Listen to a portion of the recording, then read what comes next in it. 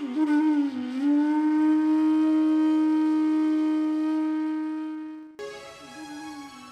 જ આ છોકરાને પણ મેં કીધું કે ભાઈ જો તું હમણાં શિવનો ભક્ત છે ને, હમણાં કૃષ્ણે તને ગિફ્ટમાં આપ્યા છે શિવે, પણ હમણાં તારે શિવની મંદિરે જવું હોય તો જતો રહેજે, પણ મને 100% ખાતરી છે કે તું બ્રહ્મ સમન લીધો છે, કોઈક ને કોઈક દિવસ તારો જ્યારે સમય આવશે ને તને અમારા કૃષ્ણ ખેંચી લેશે, એમાં કોઈ શંકા નથી. અને ખરેખર કહું છું, આ બહુ સત્ય છે, આ મારા જીવનનો પ્રસંગ છે, મેં આનો અનુભવ કર્યો છે. એ છોકરો 4 મહિના પછી એના ફાધર મારી પાસે આવ્યા અને કહેવા લાગ્યા કે આ કોઈક વાર આ છોકરાને કૃષ્ણના સ્વપ્નમાં દર્શન થાય છે. ગજબ કહેવાય કે એને કૃષ્ણ દર્શન આપે છે, બહુ સારું કહેવાય. મેં કીધું કે એ તો બહુ સારી વાત છે, કારણ કે એનું બ્રહ્મસમન થયું છે ને, એટલે હવે શ્રીનાથજી બાબાએ છેડકાણી શરૂ કરી દીધી છે. એના અંદર સ્વપ્નમાં આવશે ને ઘણું બધું કરશે. સ્વપ્નમાં આવ્યા, ધીમે ધીમે 4 વર્ષ પછી એને શ્રી કૃષ્ણના દર્શનની ઈચ્છા જાગી. એ શ્રીનાથજી ગયો, વ્રજમાં ગયો, હવેલીમાં દર્શન કરતો થયો અને પ્રવચનોમાં આવતો થયો. અને જેમ જેમ પુષ્ટિ ભક્તિ એના હૃદયમાં દ્રઢ થતી ગઈ, એમ એક દિવસ એણે વિનંતી કરી, હવે ગુરુદેવ મને ઠાકોરજી પધરાવી આપો. અને એ વૈષ્ણવને ત્યાં ઠાકોરજી પધરાવ્યા. આજે એ અનન્ય ભાવથી શ્રી કૃષ્ણની સેવા કરી રહ્યો છે, યુવાન હોવા છતાં પણ. એટલે જો ભક્તોને કોઈ ભગવાન સાથે વિરોધ નથી. કોઈક તાત્વિક ચિંતકોએ, વિદ્વાનોએ બહુ સુંદર દ્રષ્ટાંત આપ્યું છે કે તમે કોઈકના ભોજમાં જાઓ ને, આ બુદ્ધિથી જરા વિચારજો, તમે કોઈકના ઘરે લગ્નમાં જાઓ ને તમને અલગ અલગ વાનગીઓ પીરસાય ને, હવે દરેક વાનગી બહુ સુંદર બની હોય, ગુલાબ જાંબુ હોય, રસગુલ્લા હોય, મોહનથાળ હોય, મઠડી હોય, બુંદી હોય, દરેક વાનગી એક સરખી કક્ષાની ઉત્તમ ગ્રેડની હોય, પણ કોઈકને મોહનથાળ ભાવે, કોઈકને રસગુલ્લા જ ભાવે, કોઈકને સૂતરફેણી જ ભાવે, કોઈકને બીજી કોઈક વાનગી ભાવે. હવે જ્યારે બધાને અલગ અલગ વાનગી ભાવે, એનો અર્થ એવો નથી કે જેને મોહનથાળ ભાવે છે એ રસગુલ્લાનું અપમાન કરે છે, જેને સૂતરફેણી ભાવે છે એ ગુલાબ જાંબુનું અપમાન નથી કરતો, એનો સૂતરફેણી માટેનો વિશેષ ભાવ છે, એટલે બીજી વસ્તુનો અભાવ છે. અભાવનો અર્થ અશ્રદ્ધા નથી, આ યાદ રાખજો. એને અનરિસ્પેક્ટ નથી, અશ્રદ્ધા નથી, પણ એને એક વધારે ભાવે છે, એટલે બીજી તરફ એની દ્રષ્ટિ ન જાય તો બિચારો એ શું કરે, એમાં કંઈ જ ખોટું નથી. એમ જેને કૃષ્ણ વધારે ભાવતો હોય અને જે કૃષ્ણને વધારે ભાવતો હોય એની અગર બીજે દ્રષ્ટિ ન જાય તો બીજા દેવો કઈ ખરાબ લગાડતા નથી, આ વચગાળા મનુષ્યો જ ખરાબ લગાડે છે. દેવોને પડી નથી, તમને શું પડી ભાઈ? એક બિચારી છોકરી, એ પણ અમારી સેવક છે રાયપુરની, હમણાં નાથદ્વારા મળેલી, મને કહે કે ગુરુદેવ મારા લગ્ન મર્યાદા માર્ગી કોઈક શિવપંથીને ત્યાં થયા. હવે મેં એને વિનંતી કરી કે જો મારો પ્રેમ કૃષ્ણમાં છે, હું શિવને પણ નમસ્કાર કરીશ, પણ મારી સેવા મને કરવા દેજો. પેલાએ એ જ વાત ઉપર ઝઘડો શરૂ કર્યો, તારે કૃષ્ણની સેવા નહીં કરવાની ને શિવની જ સેવા કરવાની. ઝઘડો એટલો વધ્યો, આફ્ટર ઓલ 6 મહિનામાં એના ડિવોર્સ થઈ ગયા. બોલો, આવું બધું છે. અજ્ઞાનતા મનુષ્યમાં છે, અજ્ઞાનતા માણસના અહંકારમાં છે. કોઈ પણ ધર્મ એમ નથી કહેતો કે તમે કોઈ પણ વસ્તુ ફરજિયાત કરાવો. જ્યારે અમે ગુરુ તરીકે પણ આચાર્ય પીઠ પર બેસીને પણ પેલા છોકરાને મેં કીધું કે જા ભાઈ, જ્યાં સુધી તને કૃષ્ણનો અનુભવ ન થાય તું ચાલુ રાખ, તારે જે ચાલુ રાખવું હોય તેમ. કૃષ્ણ છે ને, આપણે કોણ છીએ એનો અધિકાર લેનારા છીનવાનારા, પરંતુ ભગવાન અગર કૃપા કરશે, તારું બ્રહ્મ સમન થયું છે, આજે નહીં તો કાલે કૃષ્ણનો તું થઈ જશે. એવો વિવેક બુદ્ધિ કોઈ પણ ધર્મના વ્યક્તિએ રાખવો જરૂરી છે. હું આ વિષય એટલા માટે લઉં છું કે આ બધો વિષય ગોવર્ધન લીલા સાથે કનેક્ટેડ છે. તમે સમજ્યા કે નહીં? કારણ કે બહારનો વિષય નથી. કઈ રીતે છે? કારણ કે આપણા કૃષ્ણની દરેક લીલા છે ને બહુ બોધ આપનારી છે. આપણા શ્યામ સુંદર એવા અદ્ભુત છે. રામચંદ્રજી બહુ સીધા સીધા આમ લાઈન ક્લિયર બધી ચાલતી રહે, પણ શ્યામ સુંદર અટપટી લીલા કરીને અટપટો બોધ આપે છે. આપણા કૃષ્ણ કનૈયા અત્યંત કામણગારા છે. અને કામણગારા કેવા છે કે જ્યારે આપણે એમનામાં ઊંડા ઉતરીએ ત્યારે ખબર પડે કે આ તો કૃષ્ણ આવું કહેવા માંગતા હતા. આમ સીધી સીધી વાતો કરે પણ અંદર ખાને બહુ ઊંચી વાતો હોય. આ શ્યામ સુંદરને જ્યારે ખબર પડી કે મારા પિતાશ્રીને આખું વ્રજ કોઈક દેવનો યજ્ઞ કરી રહ્યા છે. જો આપણે ત્યાં પુષ્ટિ માર્ગની અંદર ભટ્ટી પૂજા થાય છે. અન્નકૂટ થાય ને 56 ભોગ હોય ને તો આપણે ત્યાં ભટ્ટી પૂજા કરીએ છીએ. ઘણા જે જાણકાર વૈષ્ણવ હોય ને વલ્લભકુલ પાસે રહેતા હોય એને ખબર હોય કે ભટ્ટી પૂજા કર્યા વગર સામગ્રી થાય નહીં. એટલે આ રીત હમણાંની નથી. હજારો વર્ષ પહેલા સારસ્વત કલ્પની અંદર જ્યારે નંદ અને યશોદાએ પણ બહુ પકવાનો બનાવવાની શરૂઆત કરી હતી ને, ત્યારે એમણે પણ ભટ્ટી પૂજા કરી હતી. અને ભટ્ટી પૂજા એટલે બહુ મોટો જે ચૂલો હોય એ ચૂલામાં પેલા તવે તો હોય ને ઘી હલાવવાનો, એને પણ નાડા છડી બાંધવામાં આવે. ત્યાં દિવાલ ઉપર શ્રી કૃષ્ણ શરણમ લખવામાં આવે, શ્રી ગોપીજન વલ્લભાએ લખવામાં આવે, અને પછી કંકુ તિથિ અને અક્ષતથી એનું પૂજન કરવામાં આવે અને વિનંતી કરવામાં આવે कि हमारे श्री श्याम सुंदर के लिए आज से हम ये सामग्री जो विविध प्रकार की आधिदैविक है या को प्रारंभ आज करे हैं. આનું નામ ભટ્ટી પૂજા. એમાં સૌથી પહેલા શું થાય? ઘી અને પેલો બેસન છે ને એ જ નાખવામાં આવે અથવા શીરો બનાવવામાં આવે. હવે આવી બધી સામગ્રીઓ થાય એટલે સુગંધ તો આવે ને. હવે નંદ ભવનની અંદર બહુ મોટા પાયે ભટ્ટી પૂજાનું આયોજન થયું. અને આપણા શ્યામ સુંદર બધે જ ચકોરની જેમ દરેક જગ્યાએ આટા મારવાની આદત. નંદ ભવનનો એક પણ ખૂણો એવો ન હતો કે જ્યાં કૃષ્ણ રોજ ન જાય. કારણ કે ભગવાનનો એક સ્વભાવ છે, જ્યાં જે મારો ભક્ત હોય એને એકવાર તો દર્શન આપવાના છે. ચાહે તે ગૌચારણમાં આપી આવે ગાયોને, પેલી ગોપીઓના ઘરમાં ઘૂસી જાય, અને બધે જ પોતે પોતાના અલૌકિક સુખનું દાન આપે. કારણ કે આપનું પ્રાદુર્ભાવ જ દૈવી જીવોને સુખ આપવા માટે છે. હવે જ્યાં રસોઈ પકવાન થતા હતા ત્યાં કૃષ્ણ પધાર્યા અને જોયું તો બહુ મોટી રસોઈનો પ્રારંભ થયો. સુગંધ આવીને ત્યારે નંદ બાવાની પાસે દોડી દોડીને શ્રી કૃષ્ણ, ભાગવતજીમાં એવું સુંદર વર્ણન છે કે हमारे श्याम सुंदर सब जानते थे. સુખદેવજી શું લખે છે કે બધું જ જાણતા હતા પણ નાટક કરવા લાગ્યા કે જાણે કંઈ જાણતા નથી.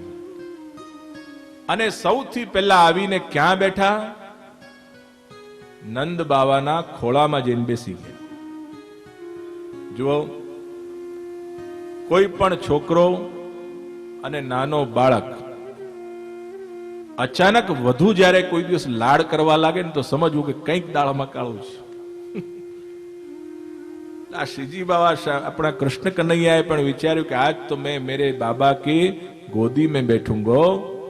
હવે નંદ બાવાની મોટી દાઢી છે અને બાલ સહજ સ્વભાવથી શ્યામ સુંદર શ્રી કૃષ્ણે પોતાના નાના નાના શ્રેયસ દાઢીમાં આમ ફેરવવા લાગ્યા અને પૂછવા લાગ્યા, હે બાબા आप मुझे समझाओ कि ये सब इतना बड़ो कौतुक जो हमारे नंद भवन में और ब्रज में है रहो है वो आखिर है क्या? જાણતા હતા. સુખદેવજી કે છે બધું જાણતા હતા, કારણ કે કેટલાય વર્ષોથી આવું બધું થતું જ આવતું. આ પરંપરા હતી, એ પહેલી વાર નથી, ઘણા દિવસથી એ જાણતા હતા. પરંતુ ત્યાં શ્રી મહાપ્રભુજી સુબોધનીજીમાં કહે છે, બહુ સુંદર અર્થ, જો શ્રી વલ્લભને ન સમજીએ તો એ સમજાય પણ નહીં. ભગવાન તત્ર સ્થિતવાન, ભગવાન આ બધું જોઈ રહ્યા હતા. શું જોઈ રહ્યા હતા? કે ઇન્દ્રનો યજ્ઞ, કે જે ઇન્દ્ર ભગવાનનો એક સામાન્ય આજ્ઞાકારી દેવ કહેવાય, જે એના અંદર સત્તા ઐશ્વર્ય ભગવાને સોંપેલા, એ ઇન્દ્રનો યજ્ઞ આ બધા વ્રજવાસીઓ મળીને કરી રહ્યા હતા. અને આ વર્ષે નહીં, દર વર્ષે કરતા હતા. તો ભગવાને પૂછ્યું, હે બાબા, ये सब आप क्या कर रहे हो? અને પાછું સામેથી શું કહે છે? ત્રણ લોકોને પોતાની ગુપ્ત વાત કહેવાય નહીં. કોણે કોણે? આ ભગવાન કહે છે બધું. એક શત્રુને પોતાને મનની વાત કહેવાય નહીં. એમને શ્યામ સુંદરને એક સુંદર જવાબ આપ્યો કે જો બેટા, हम लोग परंपरा सु, ये जो इंद्र है ना, ये इंद्र हमको बरसात दे है, और या बरसात सु अन्न उगे है, और वही अन्न हम यज्ञ में उपयोग करे हैं. अगर हम या को यज्ञ नहीं करेंगे तो इंद्र कुपित हो जाएगो, और कुपित हो जाएगो तो ये सब अन्न और वर्षा बंद हो जाएगी. अन्न और वर्षा बंद हो जाएगी तो हमारे खेत वगैरह सब अधूरे रह जाएंगे, हम भूखे मर जाएंगे. भगवान के छे, जो वो बात सांभळो, भगवान त्या शब्द आवे छे इंद्रने गुस्सो लाववा माटे. कयो शब्द छे? इंद्रने गुस्सो आवे अने एनो मद अहंकार दूर थाय माटे नंद बावाने समझावा लाग्या के हे पिताजी, आ बधु इंद्र कई ज करतो नथी. माणस जे कर्म करे छे ने, ए कर्मनु फल एने भोगवવું પડે છે, અને એ કર્મના આધારે જ એનો જન્મ થાય છે. એ કર્મના આધારે, જો કેટલી મોટી મોટી વાતો છે ને, હું તમને કહું, ભગવાન નાના છે પણ વાતો બહુ મોટી કરે છે. શું કહે છે? કર્મની થિયરી સમજાવે છે, અને આગળ જતા કહે છે કે જુઓ પિતાજી, કોઈક માણસનો મિત્ર બને છે, કોઈક માણસનો શત્રુ બને છે, કોઈક માણસનો સ્વજન બને છે, કોઈક માણસનો સંબંધી બને છે. આ જેટલા પણ સંબંધો છે દુનિયાની અંદર, એ બધા સંબંધો એના કર્મના આધારે હોય છે. જેમ આપણે કોઈ જીવનમાં શત્રુ બની જાય સમજજો, પણ કર્મનું ફલ છે. કોઈ મિત્ર બને એ પણ કર્મનું ફલ છે. કોઈ તમારો રિલેટિવ હોય તો પણ સમજજો કે ક્યાંક ને ક્યાંક કર્મથી તમે એની સાથે જોડાયેલા છો. કોઈક તમારો તિરસ્કાર કરે ત્યાં પણ કર્મનું ફલ છે. આપણા શ્યામ સુંદર નંદ બાવાને કહે છે, हे नंद बाबा, ये सब तो कर्म को फल है, या में इंद्र कहां सु बीच में आई गयो. भगवान आવું બધું સમજાવવા લાગ્યા. શ્રી મહાપ્રભુજી કહે છે કે મનમાં તો ભગવાન જાણે છે કે આ બધા તો મારા છે, આ ઇન્દ્ર આદિક દેવો તો તુચ્છ છે. આ લોકો અન્યાશ્રય કરે, અને જો અન્યાશ્રય કરે તો ભવિષ્યમાં આગળ મારે એમને મહારાજનું ફળ આપવાનું છે. આ ભક્તો સાથે મારે પરમ આનંદ આપવાનો છે. પણ આનંદ ક્યારે અપાય? કે જ્યારે એ લોકો મારા અનન્ય થાય.